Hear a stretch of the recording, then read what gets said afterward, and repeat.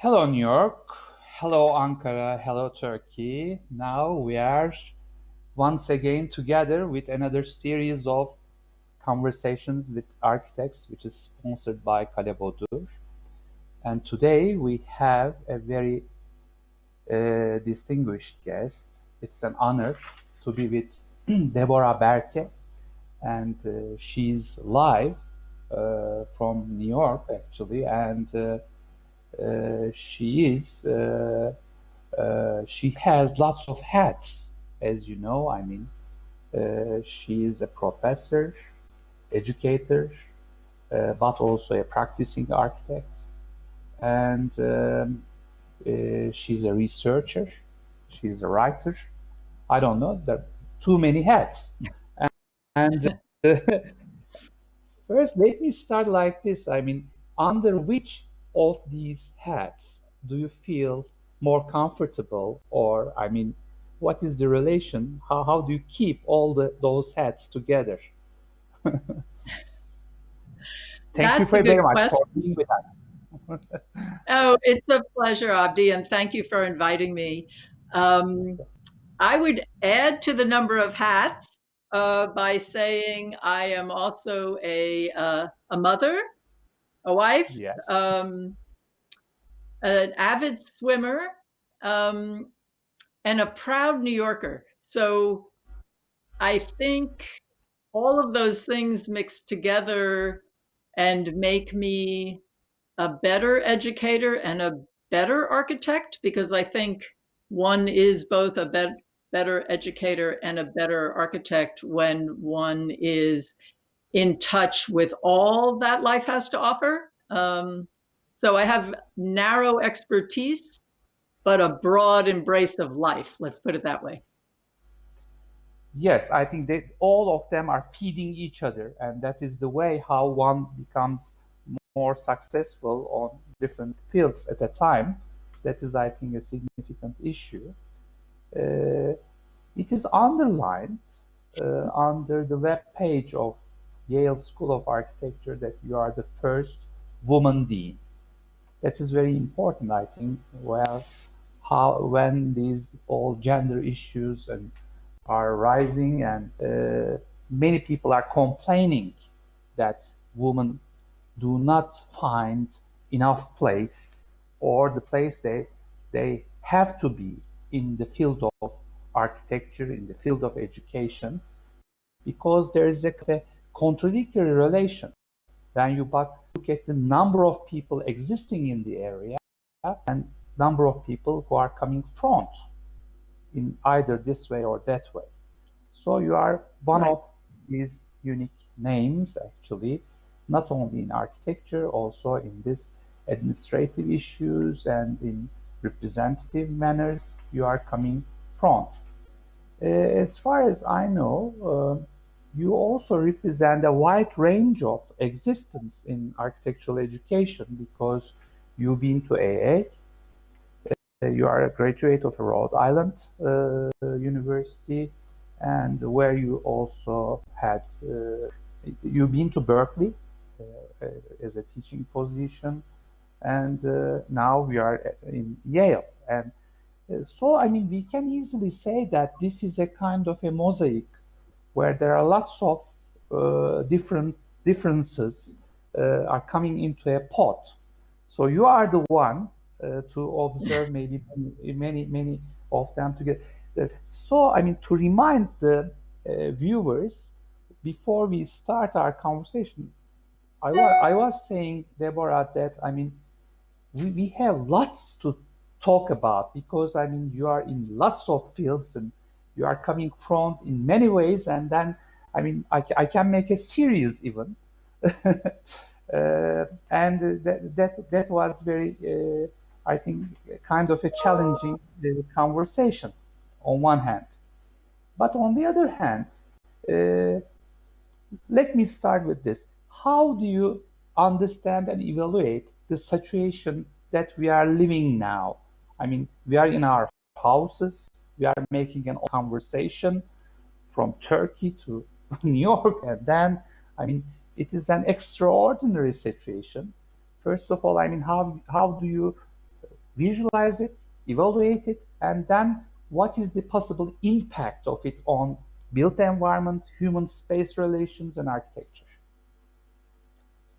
Well, that's a gigantic question that everybody in architecture. Let's say end conversation in an hour.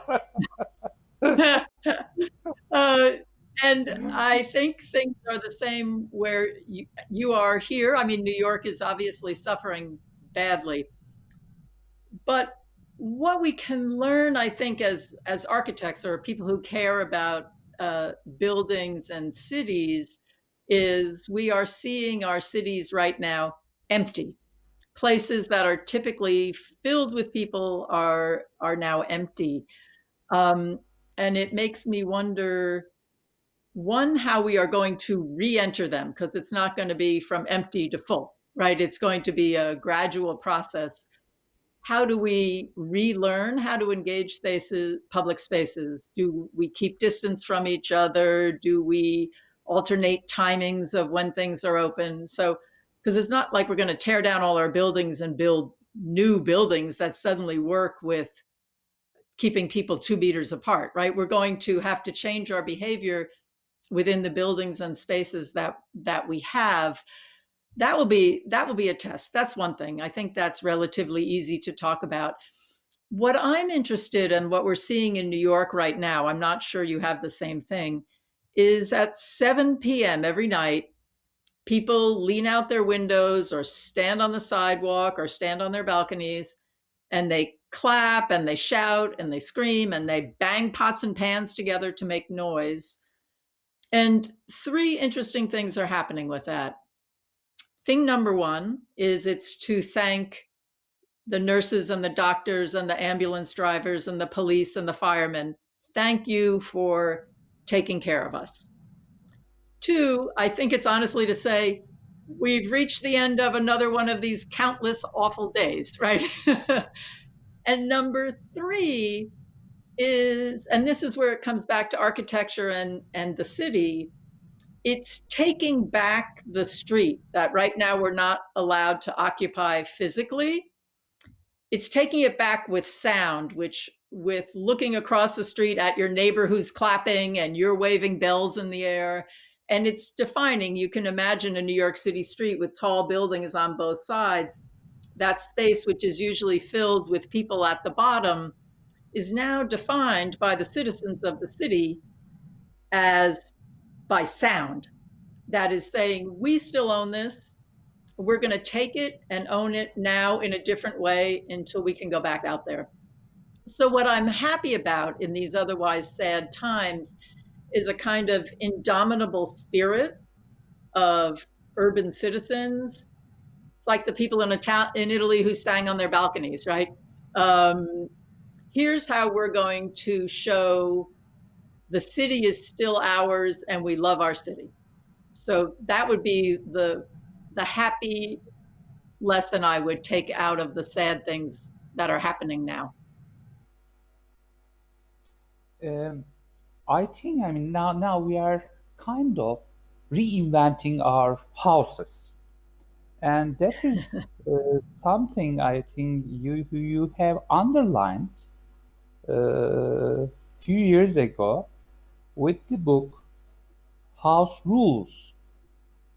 I mean, this is I think a kind of a phrase or a title. If I didn't know that it was written earlier, I would easily think that, I mean, it was a new book which is defining the current situation. Because in the introduction it says it offers a poetic advice for better living.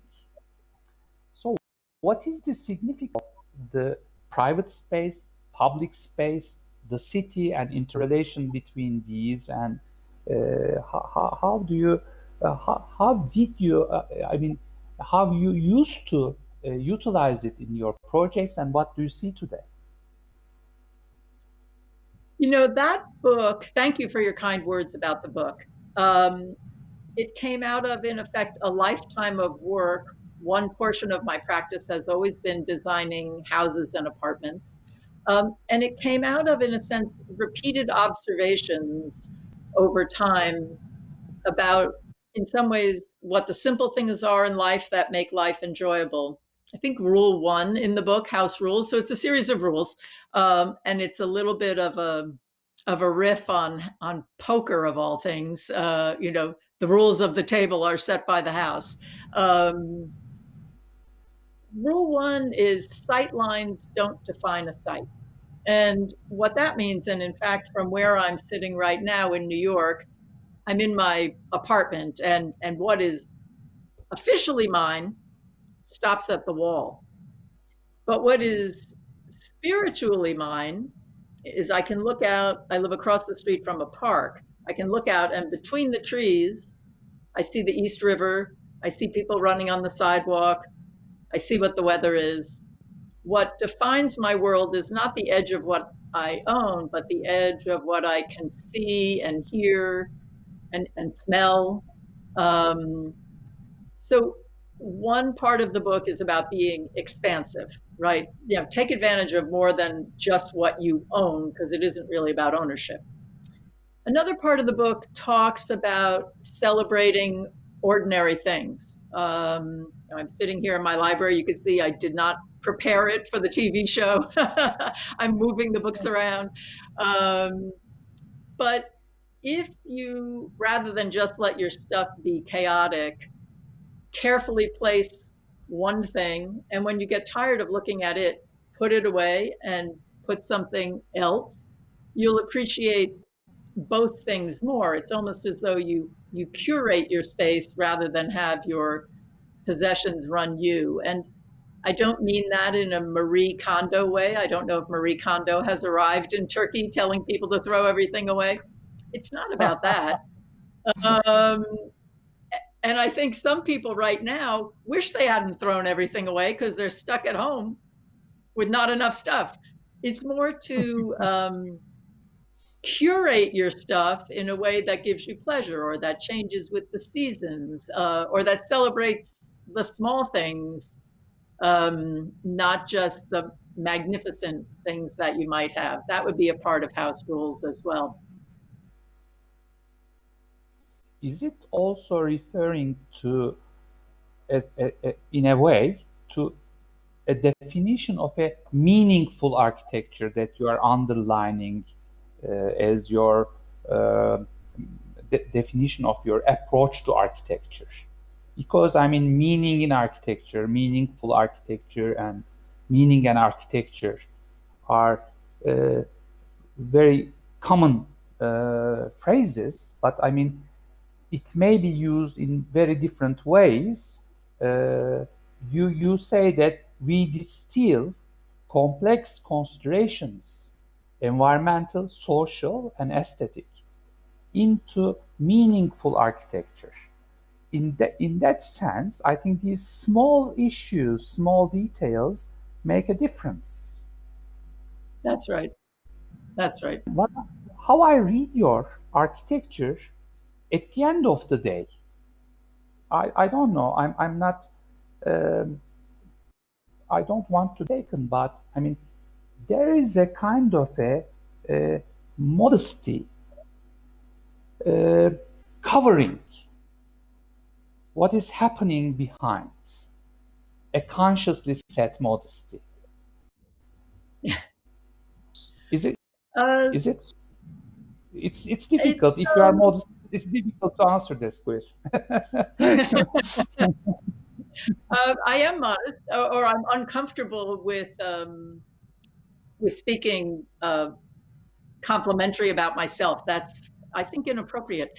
But I would prefer to describe the architecture that I make, that we make in my office, as understated, and where the depth of what's there is hidden, not hidden forever, but hidden so that each time you go back, you can discover something new. You can find something new, as opposed to, say, giving it all away at once in the big gesture.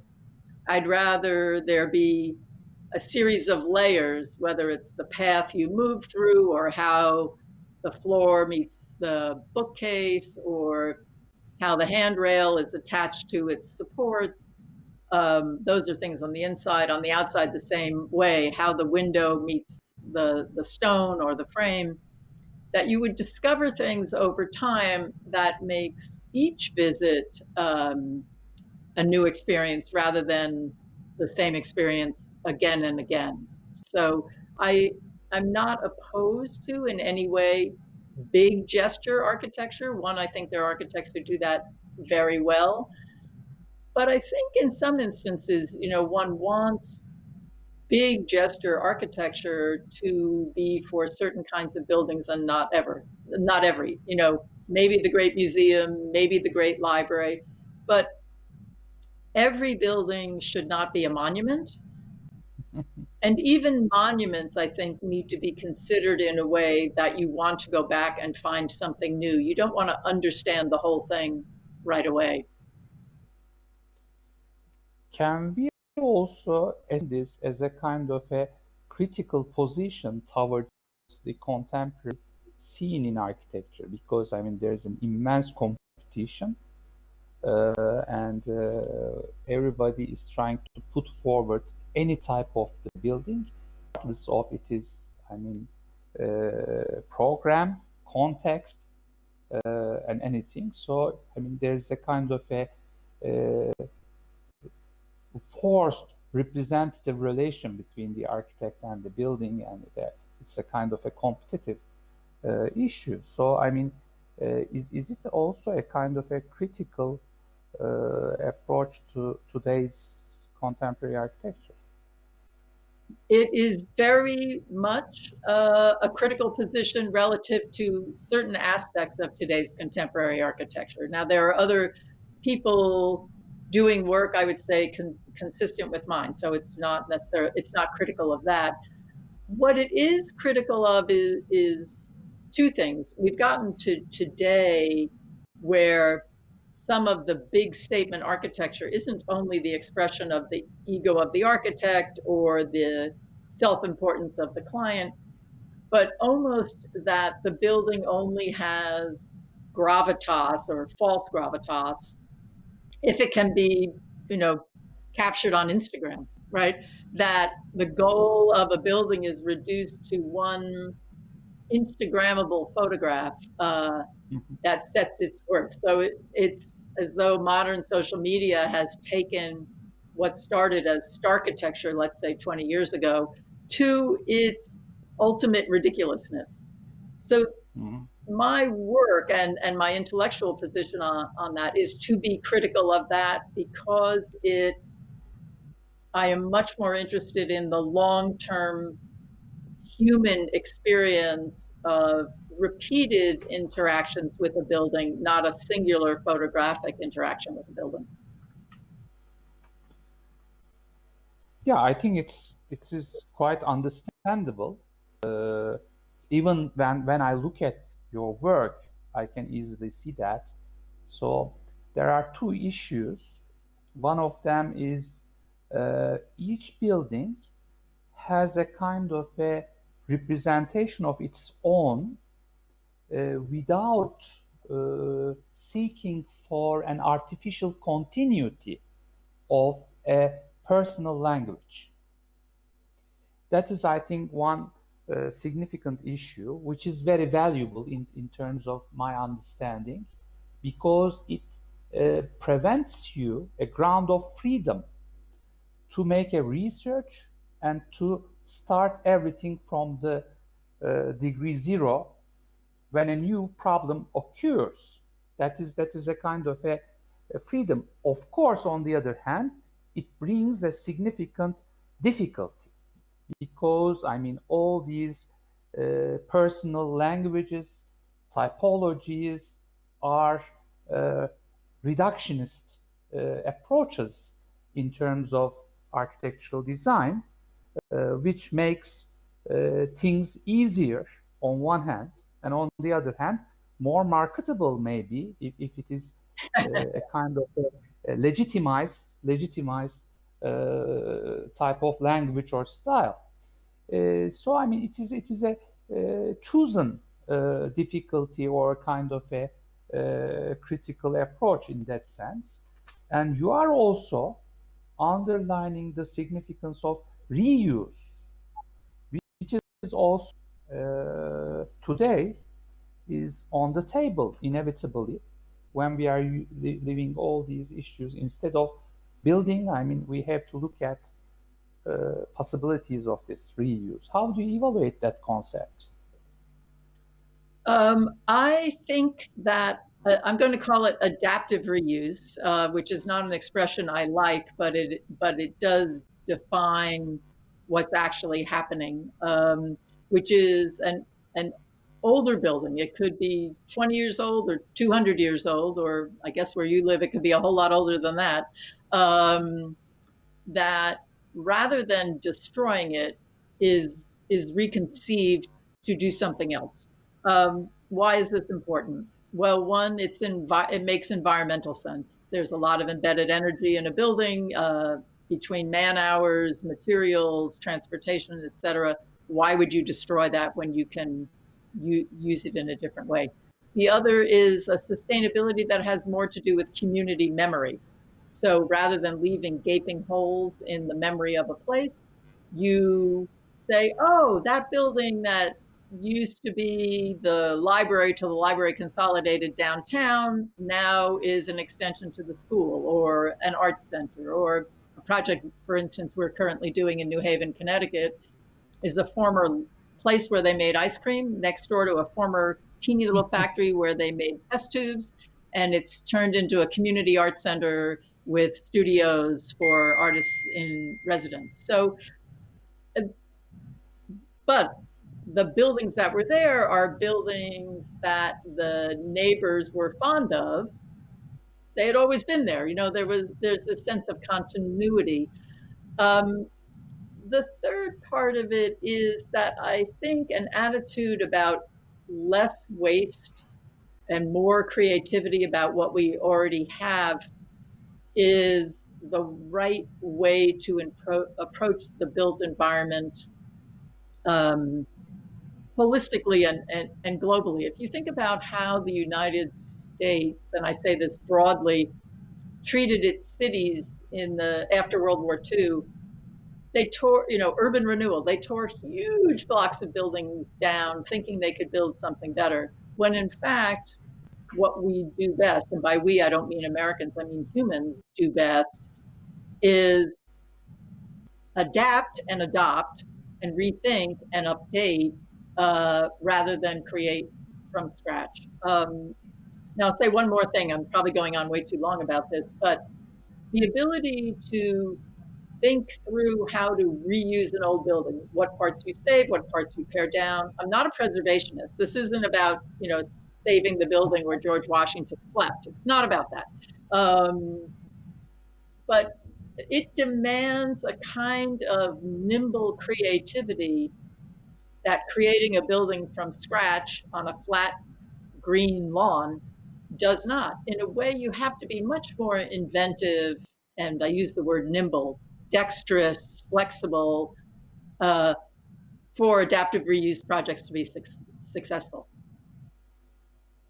Yeah, I think it's significantly important that you are underlining the difference between the conservation projects and the reuse projects, because I mean that was a kind of a understanding that, I mean, there were valuable buildings that we want to keep, and the others can easily be given away.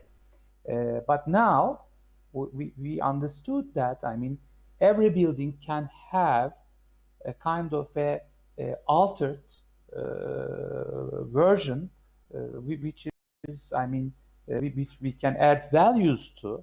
So we are investigating now such an issue, and this is, I think, a kind of a key to a real understanding of sustainability, rather than all Correct. these, I mean, artificial greenwashing and, I mean, technology-based understanding of intelligent buildings and every other issues. So this is, I think, a kind of a sensitivity. I would like to come back to this language issue. When I was looking at new buildings, I get the impression that there were multiple representations. So, I mean, you are not sticking on any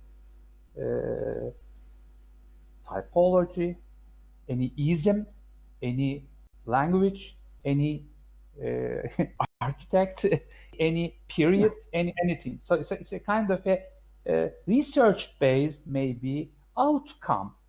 I don't know whether it is a kind of a correct definition, but for example, when I look at Bosley Gallery, it may easily recall a kind of a Spanish Scandinavian taste.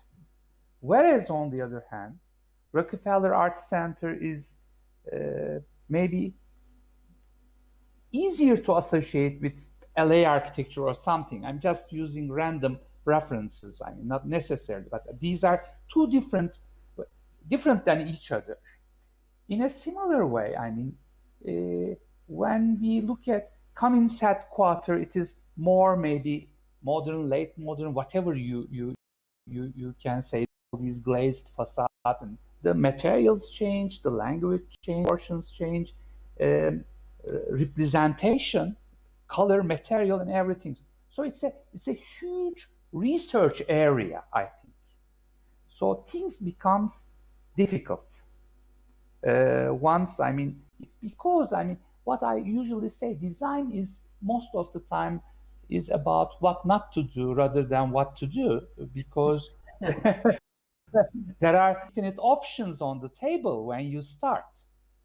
So there are ways to limit it. One of them is this language or sticking on significant belief in architecture.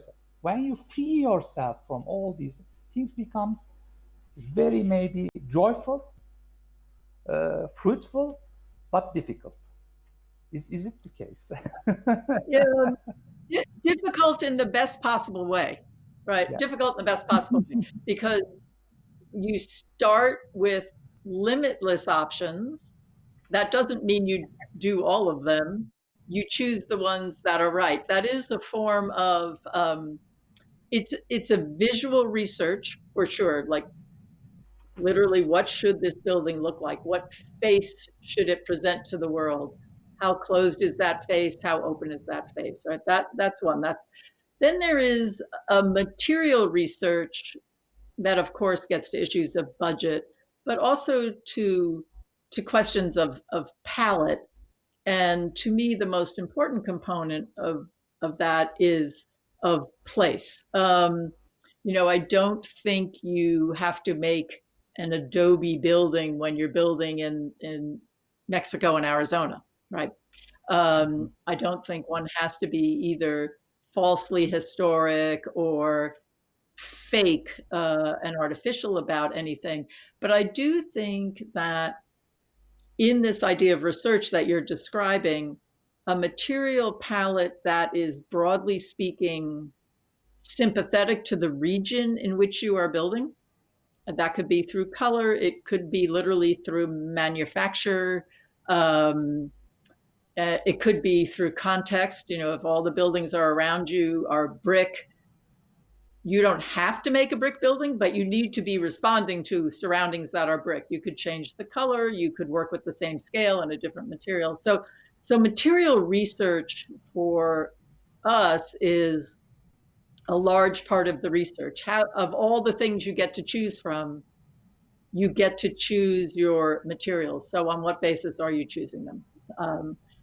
And then the question of place in another way, which is thinking, how is that place currently inhabited? Like the Cummins building you're talking about, it's in the heart of downtown Indianapolis, but on a block that was a parking lot. So how is it currently inhabited? Not well at all. People want to get from here to there. They're going to be walking by something new once our building is done. What do we want the building to do for them? And how can we imagine what the future will be and change when our building is there. So greater human interaction, more porosity. Although the building, the Rockefeller building on the college campus and the Cummins building are very different in terms of their program. One's an office building and one's an art education building. In both buildings, we took the approach that the activity inside should be visible to the outside world, and in turn, people inside should have the benefit of daylight. And I don't mean that's a good thing for reading and writing, but it's also a good thing, I think, for the human spirit to know when the sun is out or is it raining, or, you know, just to be connected to your environment. Whereas at the Boesky Gallery, the approach, not that they didn't have the chance to look outside during the day, was that the face of the building needed to be more mute in order to bring you in to see the art. And so I think I keep using the word the face of the building. Obviously that relates to the word facade, but I think the face of a building speaks in the language of architecture to citizens, and they in turn know how to respond. So I'm giving you a very long-winded answer to your question. Your question was essentially, if you don't have a style, where do you start?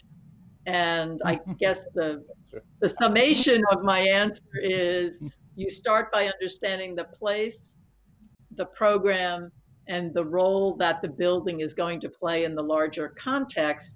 And you start pulling your pieces together, the materials, the plan, and the context, and you make a building, and you're an architect, and it feels so good, you know. That's what you do. Okay,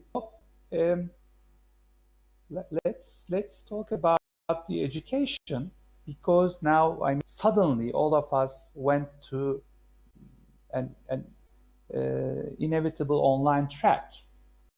Today I had an elective course on architectural criticism, and now we are contacting in a different way, and doing juries in a different way.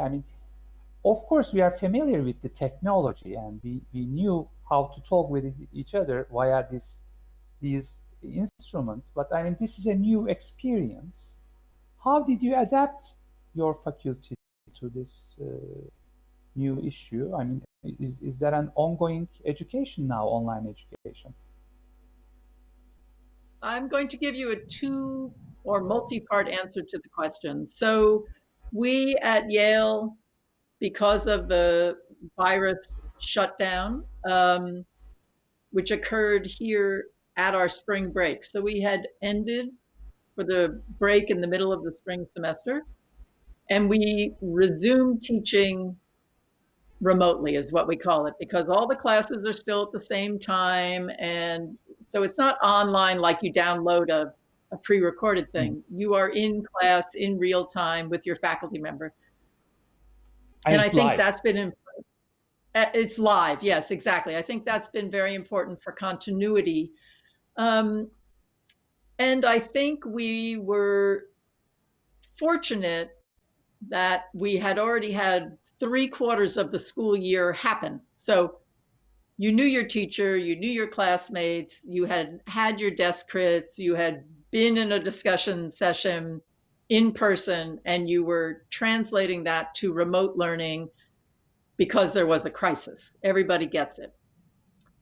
We are in serious discussions now at Yale, and I would say particularly the 4 schools of art at Yale, as they're known. There's the art school, the drama school, the music school, and the School of Architecture, about how much remote learning is possible over the long haul. Should the crisis return next year, nobody knows. No epidemiologist really knows what this illness is, how it's going to perform.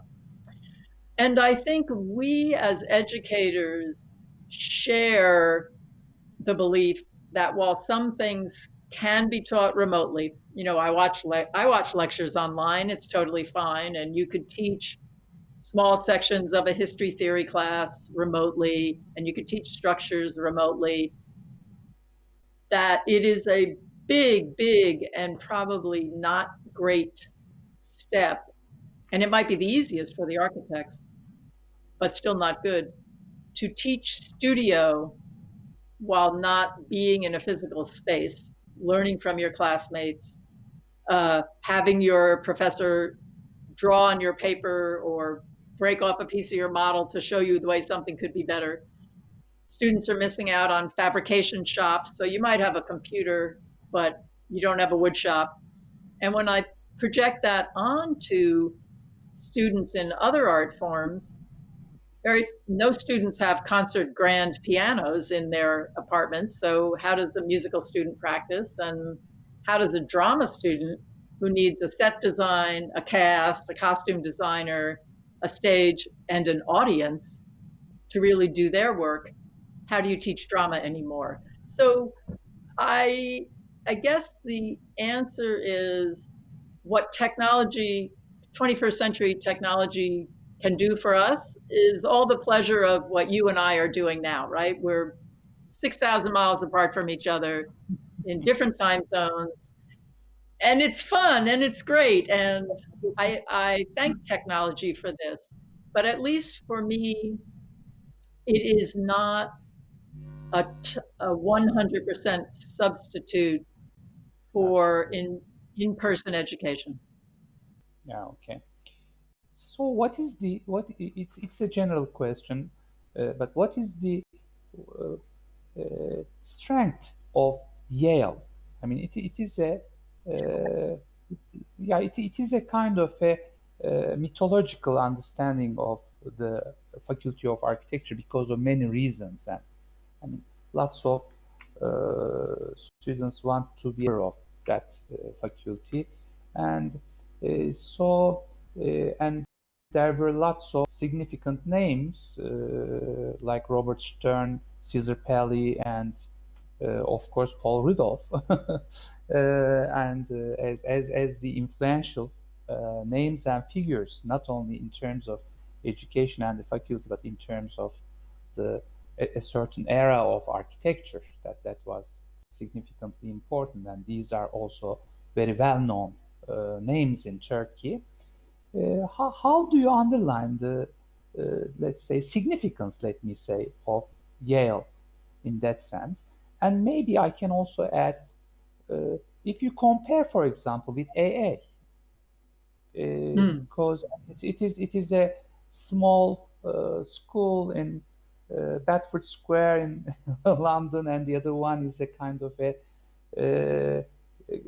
school coming with a history and a tradition, and I mean lots of let's say representations, etc. So what do you see when you look at this map of, let's say, educational patterns, and where do you see? I love the AA, and I was briefly a student there, so I have great affection for the place, but it is very different than Yale, obviously, because Yale, the School of Architecture, sits within the larger university that is Yale, which is one of the world's great universities, which extraordinary libraries and museums, and as I said, other schools of creative arts, in addition to a graduate school, a medical school, and everything else you can possibly imagine. But your question was particularly about the Yale School of Architecture and its history of people like Paul Rudolph or Caesar Pelli or Bob Stern teaching, but also its history of people like Maya Lin and Richard Rogers and Norman Foster having been students there and then gone on to truly illustrious careers.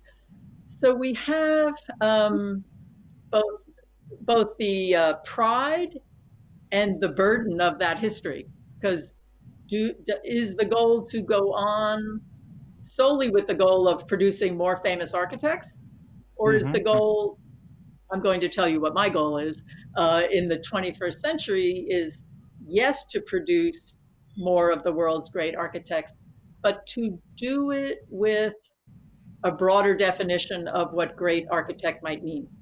Not just a Pritzker Prize winner, not just a famous person with a style, to go back to what we were talking about earlier, but to architects who care specifically about the climate crisis, to architects who care specifically about what the city means now that more than half the world's population lives in cities, to architects who care about good architecture, not just for libraries and museums, but also for schools and public housing and hospitals. And income injustice, migration. Sorry, say that again. Income injustice and migration issues, yes, exactly, like that. Yeah.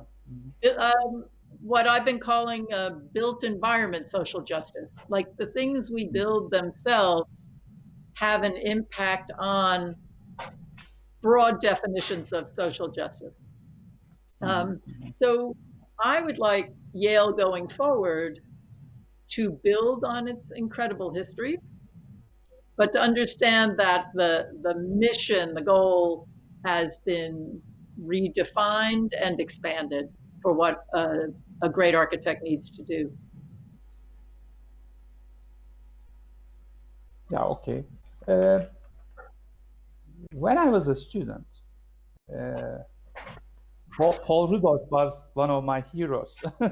He was very influential in our period, and I really know every project maybe he made and everything. But there is a period, as far as I know, that things didn't go well for him in terms of his relation with the university. So I mean, I know that students had vandalized the building. They declared that they didn't like anymore. I mean, it was a reaction to modernism, of course, but I mean, so he became very sensitive. What is the inside view of that story? That story has turned from history into mythology. Much of the truth about the fire in the building had very little to do with the building and more to do with students protesting the overall conditions of the time. So I too love the work of Paul Rudolph. I actually particularly love his earliest work, you know, those very modest houses that he did in Florida that were all about the water and the breeze blowing through. I mean, you could build them on the coast of Turkey now, they'd be spectacular. But when his vision for architecture at Yale and what architecture in New Haven should be like was rejected by the students and by the university as a whole, he left. It was no longer an environment in which he felt comfortable as either an educator or as an architect. And I only met him once in real life. I certainly didn't speak to him about things like this. But I think his pride as an architect had been so insulted by the university that there was no way in which he could stay on. But that isn't really about the vandalism of the building. It's almost as though the vandalism of the building becomes a symbol for that, but that wasn't really it. It's a much sort of bigger, deeper, more profound story. And if you know, he ended up then after that doing buildings around the United States, but actually really building a lot more in Asia for the remainder of his career. Yeah, I know. Have you been to Turkey? No, but as soon as this is over, I want to come and have dinner with you. Oh, so we could have... It would be a pleasure, yes. I mean, we may make a kind of a live conference or something we can arrange, and it will be very interesting. I mean, how do you see the current situation in the other part of the world? And because we talked about Foster, Rogers, and lots of architects who are not only building in the Western, so-called Western part of the world, but also they are building in Dubai, in China. China is a very great market now, and there is a kind of ongoing accelerated production. When you look at what is so-called contemporary urbanization and architecture, cities are emerging within 20 years, for example, with hundreds of buildings. What do you see? I mean, how do you read this? So I'm going to preface this all by saying I would love to do a building in Turkey. So don't misunderstand what I'm about to say now about that. What I don't like in contemporary architecture is what I call spatula architecture. I'm not sure what the word in Turkey is, but you know, the thing you use in the kitchen to slide under the eggs or slide under the tortilla and turn it over, right? The spatula. Mm-hmm. And spatula architecture is when you could slide a giant spatula under a building in Dubai and plunk it down in Beijing and nothing would be different. That is the curse of contemporary architecture because it is not grounded to the place where it is built. So I think when somebody like a Norman Foster does their best work, it sits very comfortably on the ground. And not only could you not move it to a different continent, you couldn't move it 20 feet or it would be wrong, right? And the worst architecture of the contemporary vein, whether it's by Norman Foster or anybody else, is that architecture which is so divorced from where it is that it doesn't matter where it is. You know, and since I think life's experiences are so valuable, you know, coming to Turkey is different than being in New York City, that every building, every good building needs to be part of the celebration of the place where it is, because we are so quickly losing the differences among us, not among us as people. What we should be celebrating is that we're all people, and I want to learn what you cook for dinner, and you're going to learn what I cook for dinner when you come visit me. That is celebrating our differences. And we should do that through architecture too, so that a kind of a global sameness to fancy, expensive buildings minimizes difference. And I think we should be celebrating difference as a way to learn.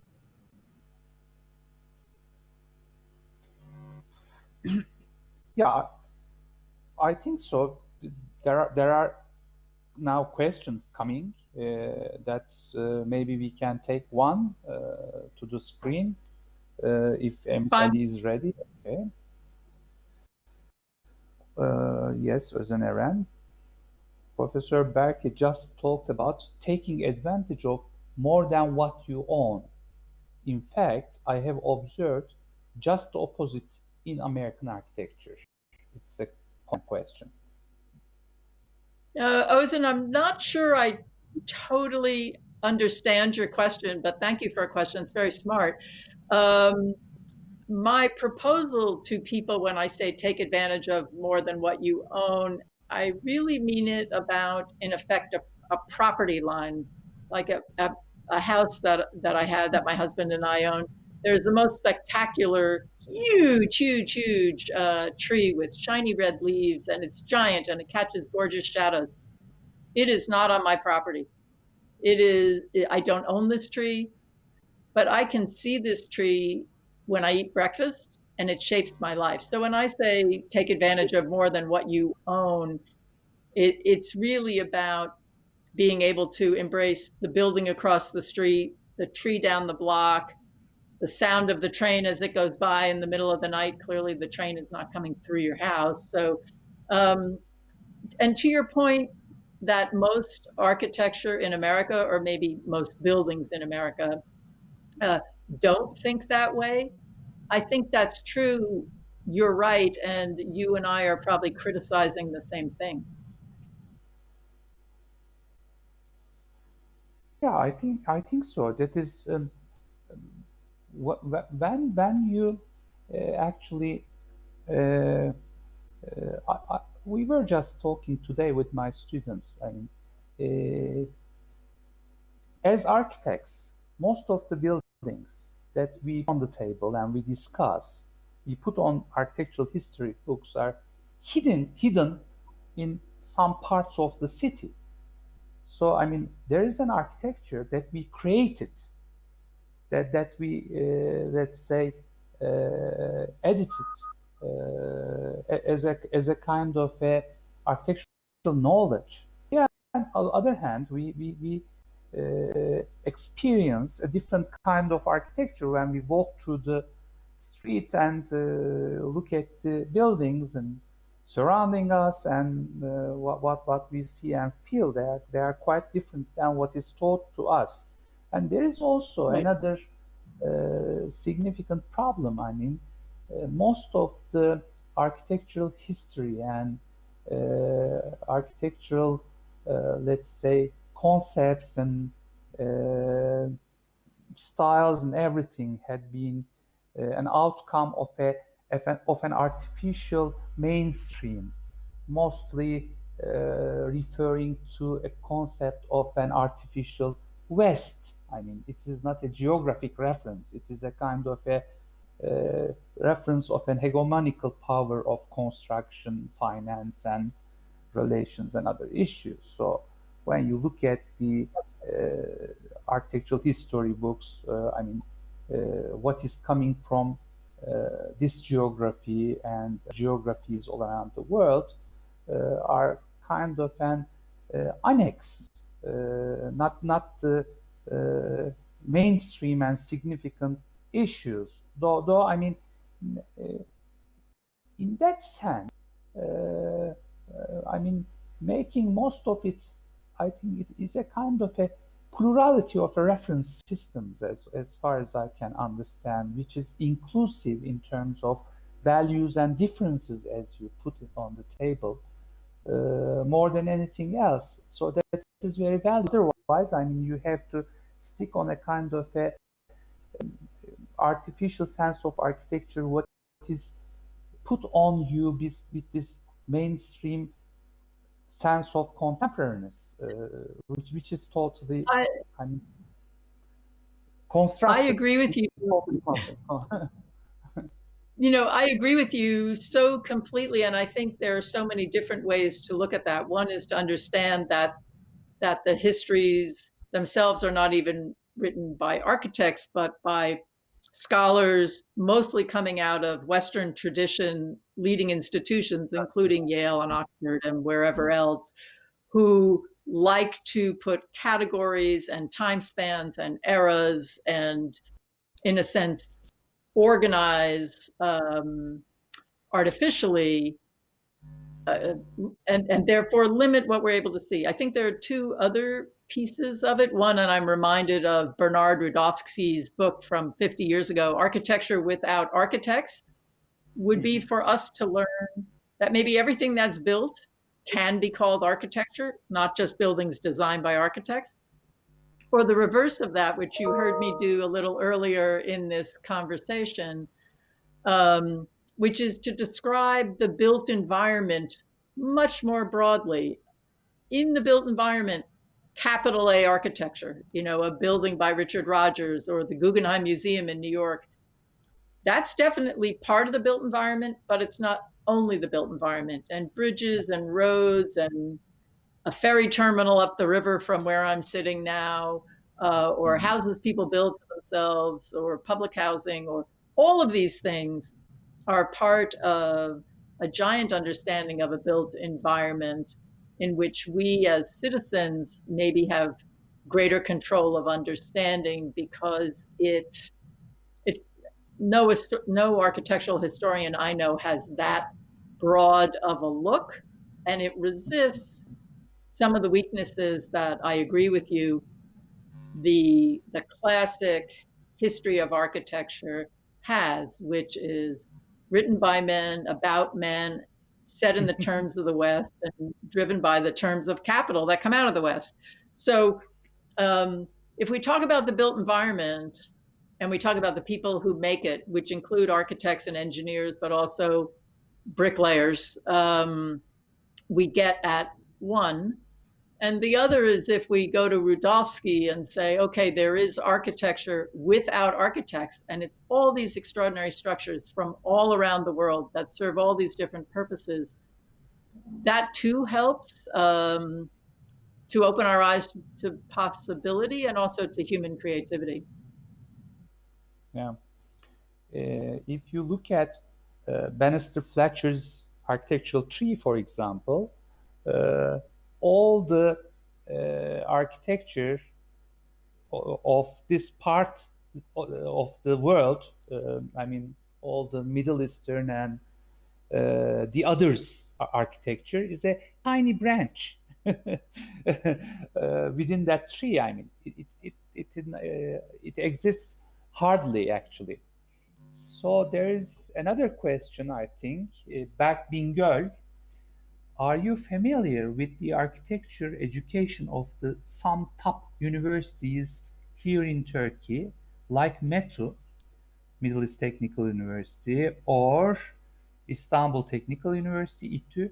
If you are, how do you evaluate them, especially comparing to Yale?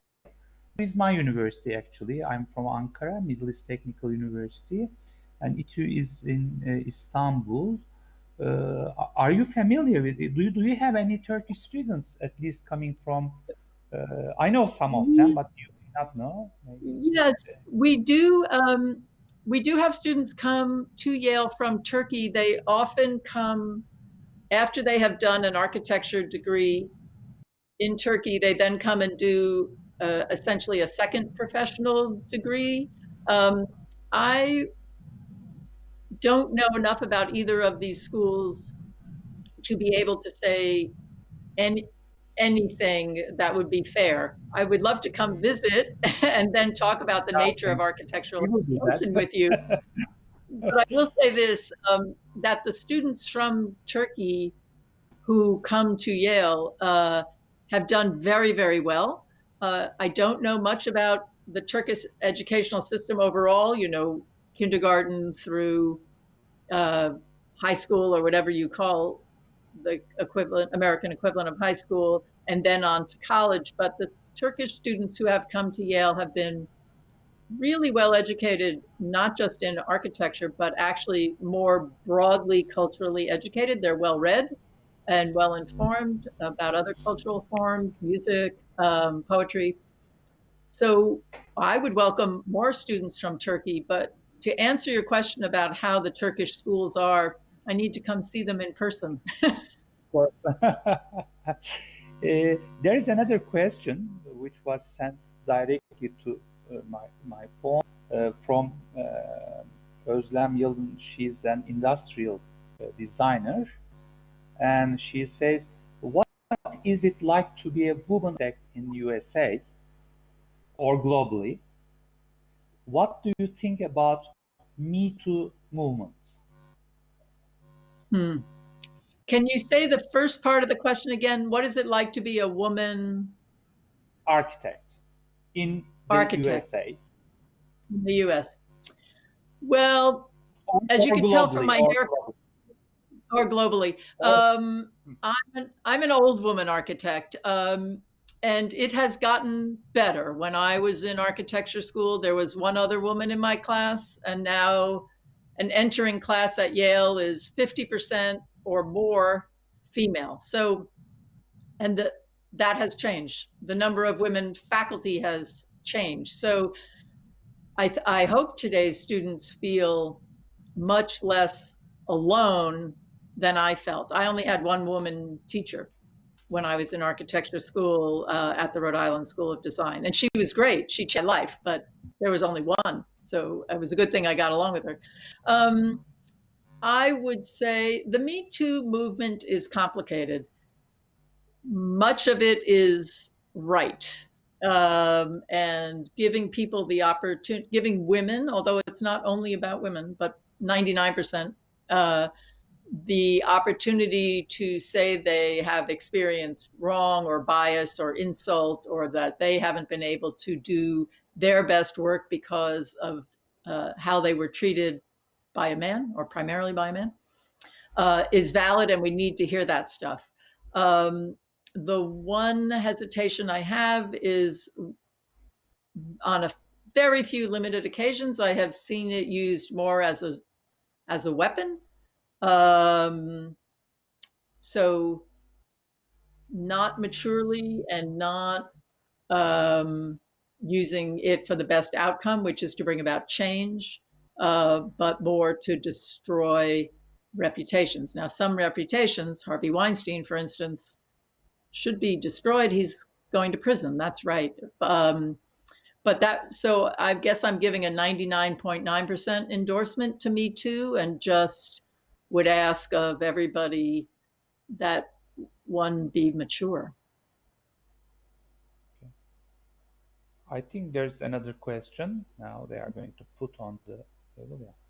Yusuf Özdemir, should there be more focus on vernacular architecture, or would you consider it meaningless in an age of globalism? I love this question, Yusuf. I think it's all the more meaningful as resistance to globalism, because while globalism has some upsides, I think we're all experiencing in this virus some of its downsides. I prefer the word regional to vernacular. So I'm speaking in English. I'm not, and you wrote to me in English. I don't know what the equivalent terminology would be in Turkish, but I make the distinction because I think people often associate vernacular with something a little folksy and fake old-fashioned at this point, a kind of Disney World version. So I personally use the word regional to talk about how buildings are built and what buildings look like in a certain place, and how you can extend the validity of those forms, material selection, as you move forward, so that you're not making fake old-fashioned, but you're still respecting lessons learned about climate, material, siting, etc., that are more valid than ever, let's say. Often, particularly for environmental reasons.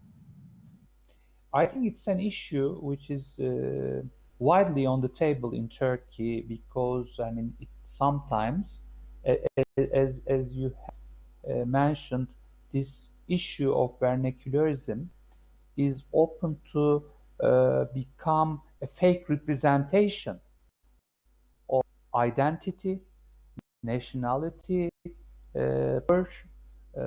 and kind of a legitimate ground for regarding a sense of otherness or something like that. That is a kind of a very tricky ground. So when That's you right. say regional, it is more safe. Of course, I mean, it is not. I'm not only talking about Kenneth Frampton's sense of critical regionalism, but in general, I mean, material, for example, as you have, maybe it is more near to what you say place, the sense, the spirit of place, because I mean, you can find the culture, history, material, and many issues are coming together. And as an architect, either you can pull some of them more important, project-based, or I mean, you can hide some of them, and it may easily be refrained from mere representative, form-based, let's say typology-based representations. So it may be a kind of a wider understanding of a regional values, let me say.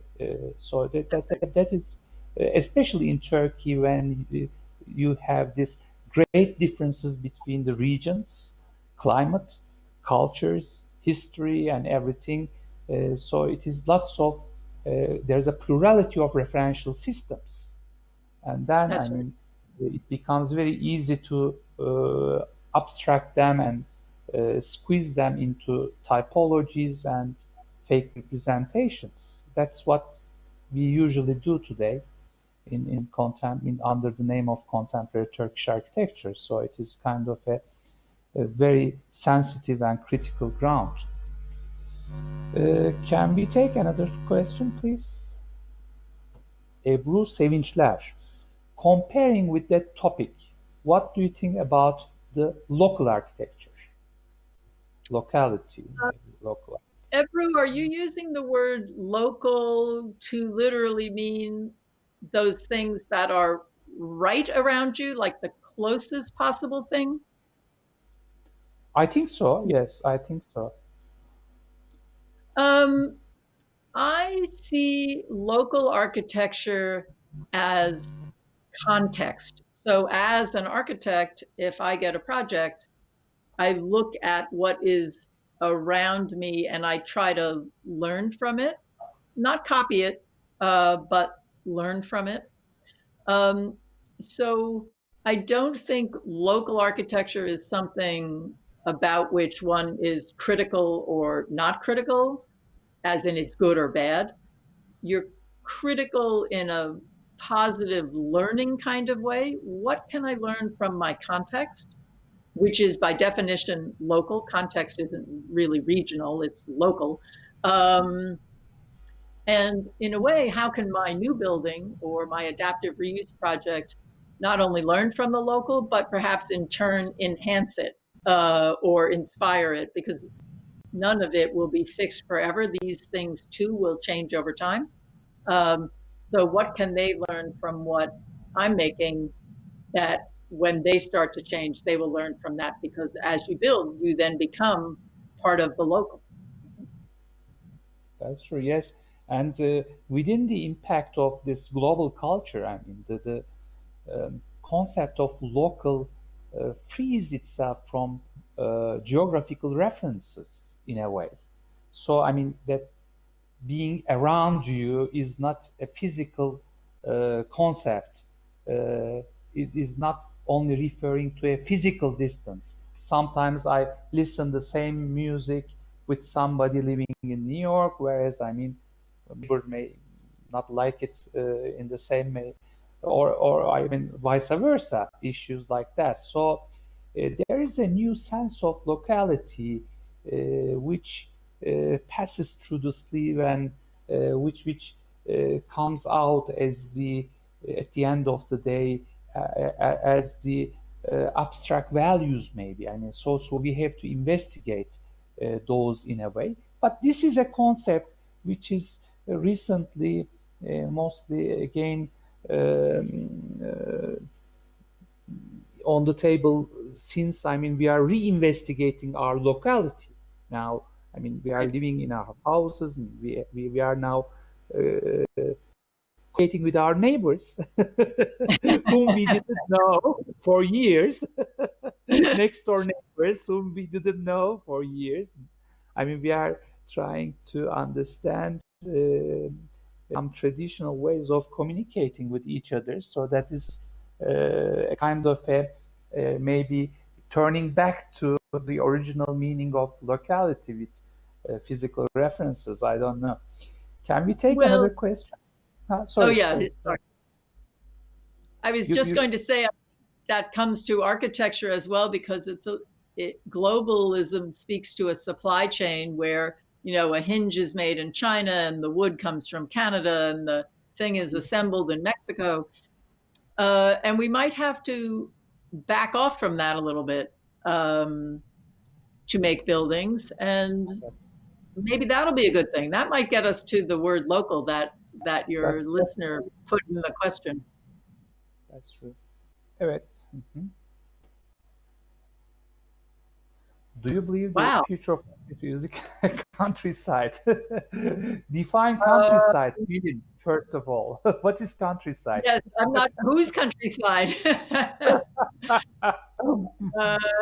That's a funny. It makes me smile. Question, Kellen. Do I believe the future of architecture is the countryside? No, I think the future of architecture is everywhere. Countryside and city. The only place the future of architecture isn't is on how do I say this? In the Amazon or in the forests of northern Canada, or I guess I'm trying to state those things which are the pristine state of the earth, we should leave as being. But countryside that has been farmed could become something else, just as areas of cities that are failing for residential, say in Detroit, could become parks.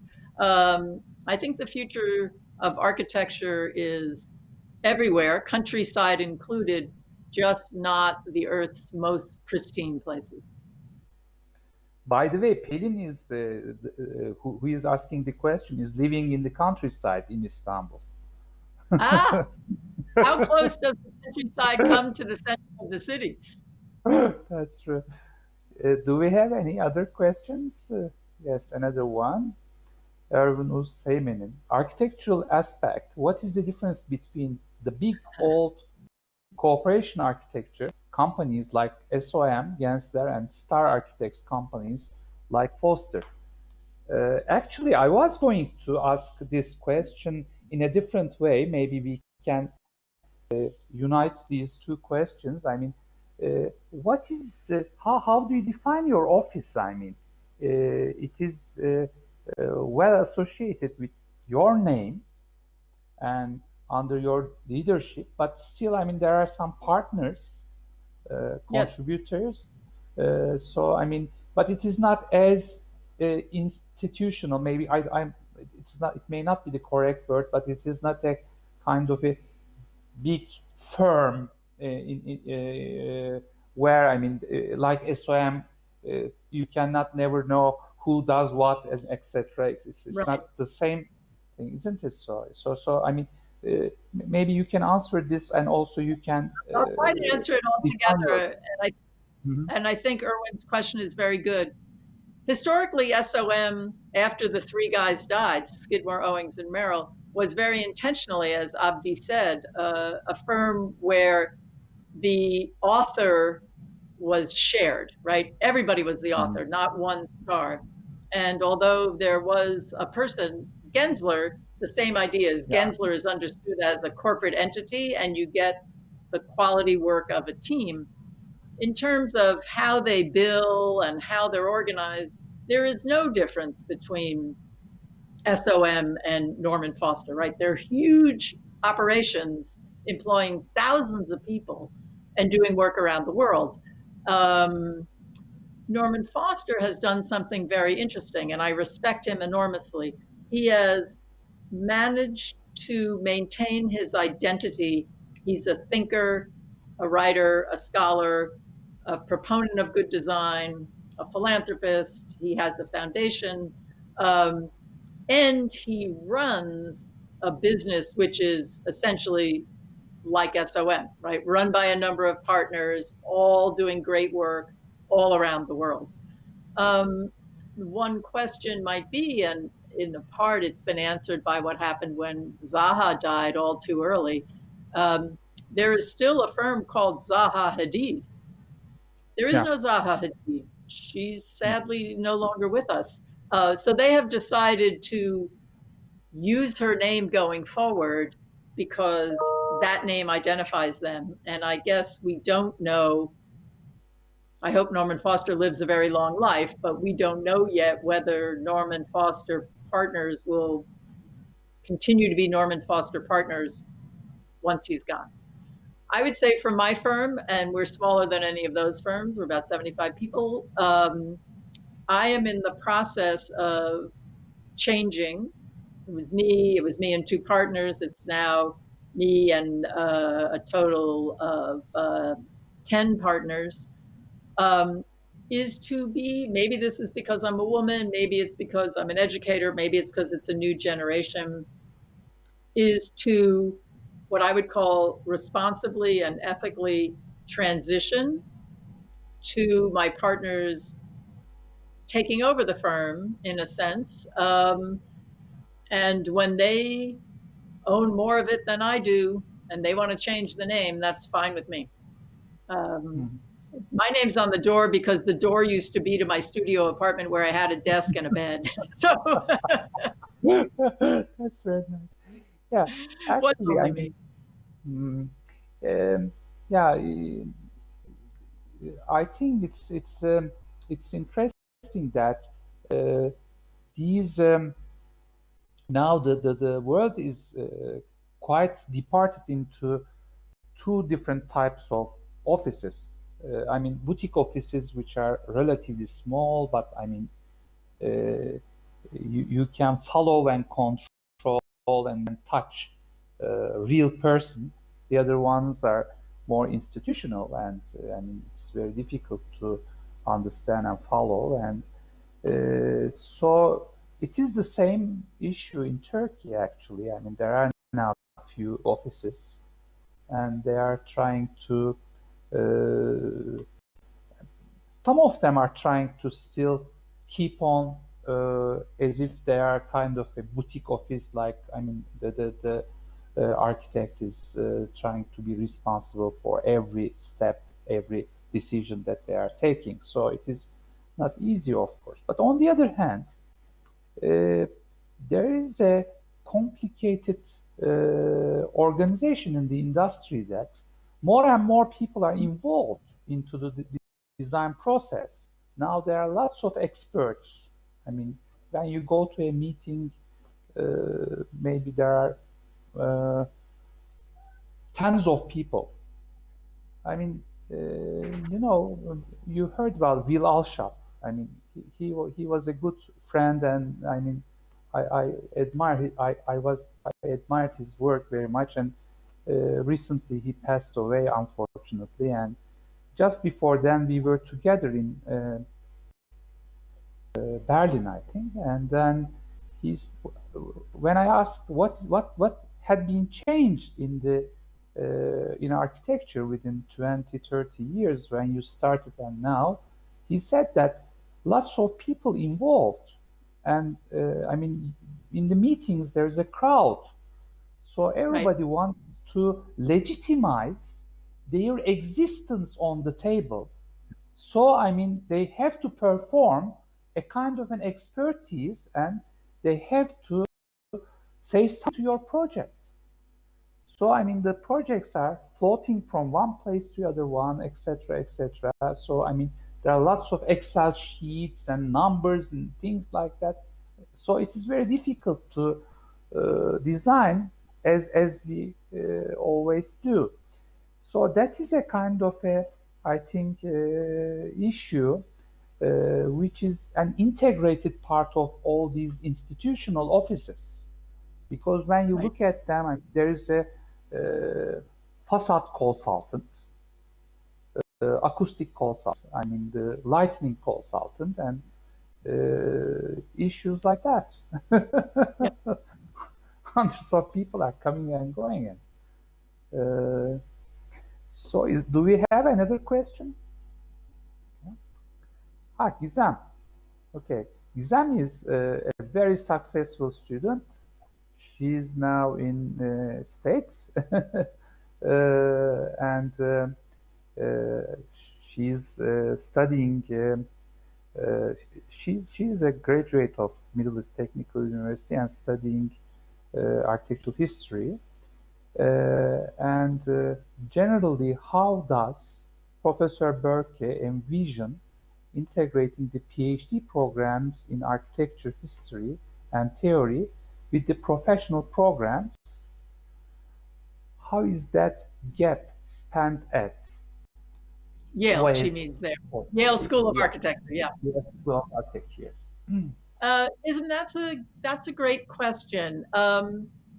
For us, the integration occurs because we give our PhD students desks in the studio. They mostly pile them with books as opposed to with computer screens and models. But the idea is that they're fully integrated into the school by being part of the studio community, because the school defines itself through, I guess, what I would call studio culture, how people are in the space where they make and create. They're further integrated by being teaching fellows and teaching assistants in a lot of our course offerings, both to our professional students as well as students in Yale College.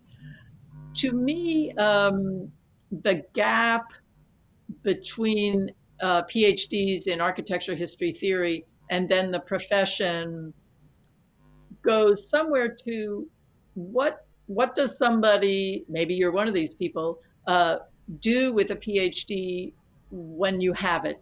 Are you primarily writing books? Are you primarily a member of the academy, meaning you're teaching? And are you teaching in an architecture school where they offer history and theory? So you need to know something about designers and how the designer's brain works. Or are you teaching in a more traditional history of art program where the students are college students and then other scholars getting their PhD? So to me, or are you becoming a journalist or a critic about architecture? I think some of the gaps come from within the schools. And as I said, we have tried to address it, but our PhD program is tiny. We only take 2 or 3 students a year, is what happens in the school. And the second question goes more to the person currently doing their studies, which is when you're out in the world with your PhD, how do you imagine yourself engaging with the discipline and the profession and the study of architecture? I didn't know that's a too small community, the PhD students, number of PhD students. Well, at Yale, there's a huge graduate school, all kinds of PhDs, but the ones who are specifically studying architecture, history, and theory are both members of the School of Graduate Studies and a member of the community of the School of Architecture. So we only take 2 a year in history theory. I have 3 PhD students by myself. The numbers are more, yeah, crowded in Turkey. Maybe it's another question we have, I think. Özge Sena Yıldız, I can tell that you have a humanist value system and approach on architecture. It is easy for you to keep this attitude towards your, is it easy for you to keep this attitude towards your buildings and your works in such a capitalist system? Ozgi, is that how you say your name? Your question made me smile. I mean, we are now living in a state of, wretched, disgusting, post-capitalist excess and failure, right? Clearly, I think the impact of the COVID virus shows the failure of late capitalism. All of that said, I take joy in my work and in my family. And I take real joy in the creativity of others, other architects, but poets, musicians, dancers, painters, scientists, people. And I think through that lens, capitalism itself, it's like a row of rainy days or bad food. It's a brighter outlook on life's larger, better things are help one get through. I know that probably sounds both corny and Pollyanna-like, but it's really sincere. I mean it.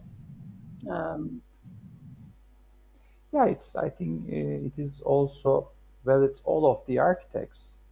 And the education of architecture is an humanistic one, because I mean we take the human being as the essence of the profession inevitably, and I mean we have to be sensitive and we have to be, of course, I mean political in the sense that we have to care for the society and let's say other issues.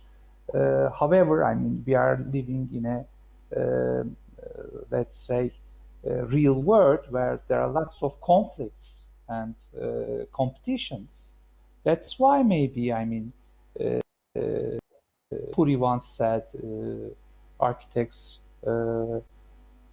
have to legitimize what is happening around, and they don't have much other chance as a let's say highly political comment. I mean, in his view, he stated that was inevitable, that you have to be in this conflicting issue. The significant or the important thing is, I mean, how to decide about the privileges of the issues which are simultaneously effective on the design problem. If you manage to take front much of those humanitarian issues, then it is possible to be comfortably sleeping at night. Otherwise, I mean, it may be difficult. And keeping the office not large helps to stick on that position, maybe. You know, I think there might even be a slightly simpler way to look at it, which is to balance. To be an architect requires that one be an optimistic soul, right? Because we build buildings for the future.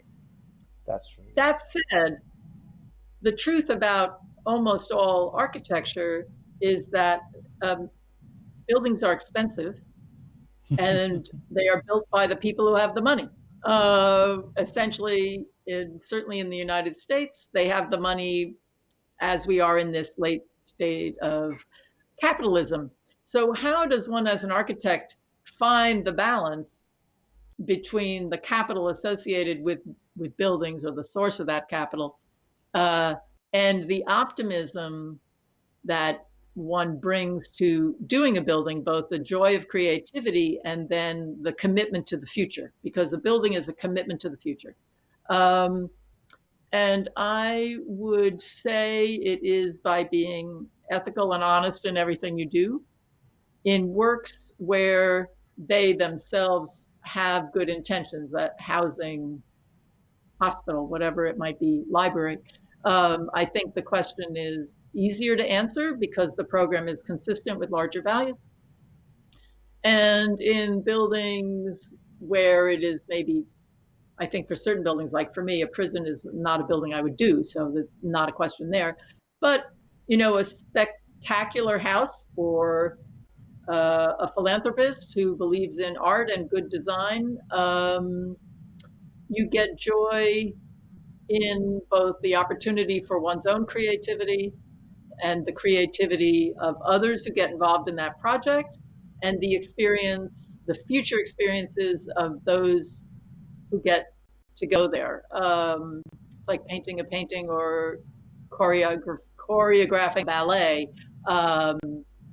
You can create good without questioning necessarily who's experiencing it. So that's a roundabout answer, but I would say it's in the balance about optimism and ethics. Okay. I think it's like 1.5 hours. I'll take one more question. Hakan. He's a very talented architect, actually, and he was selected as one of the 40 young architects around the world. Hakan is. And he has very nice buildings, not only in Turkey, all around the world. And I hope he's the same person that I'm mentioning. Well, if you are, congratulations. Abdi thinks very highly of you. I look forward to meeting you somewhere. When you say the current situation, I assume you're talking about the COVID virus. I don't think it's going to last forever, but I do think it is going to have a long-term impact on how we interact. As at the very beginning of this conversation, we were talking about the nature of the public space, or the nature of the theater even, or how close do we physically get together? Do we ever shake hands again? how do you feel good getting on an airplane? Do you know that they've cleaned it? Are we all wearing masks and speaking better through our eyes because nobody can see us smile? I think those are questions about the current situation I can't answer. I'm not a doctor. I think it will have a long impact on social behavior. Let's put it that way. But I would like to say on the positive side that, as you call it, critical thinking, what can we get out of this that would be a good way going forward? Certainly here in the United States, some of it's obvious. Pay doctors and nurses in particular, and people who drive the bus and drive the subway, pay them more money, show them that they're valued, that they are essential participants, the people who pick the vegetables and put them on the trucks. Without these people, none of us could survive. So they need to be more respected. That's not an architecture question.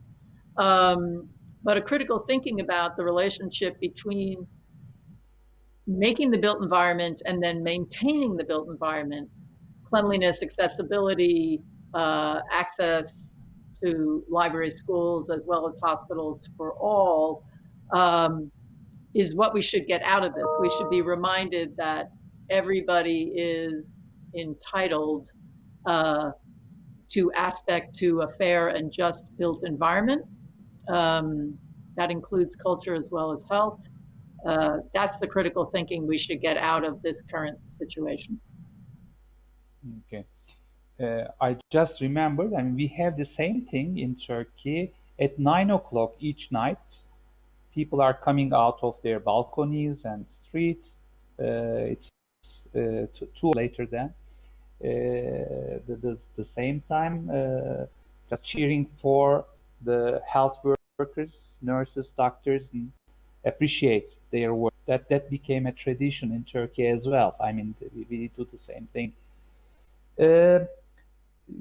Is there anything that I forget to cover? Of course, we can talk maybe till morning.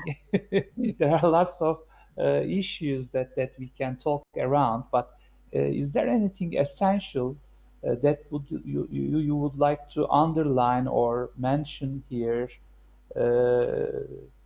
as a part of this conversation before we close?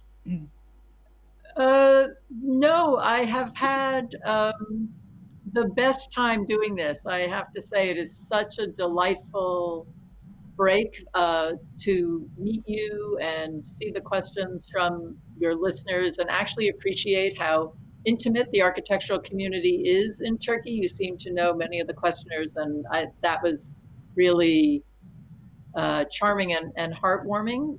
I say we should do this again, and in a perfect world, which I hope we're getting closer to, we'll do it in person in Turkey. Yeah. And then I'll invite you.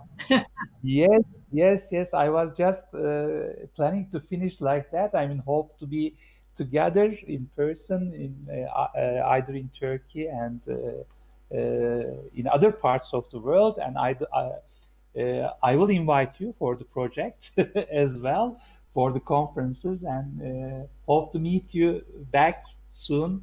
Thank you very much for being with us. It was a pleasure to be with you, and I think this will be kind of a reference for lots of young architects and viewers within time. I will send you the link for the steady link of the program.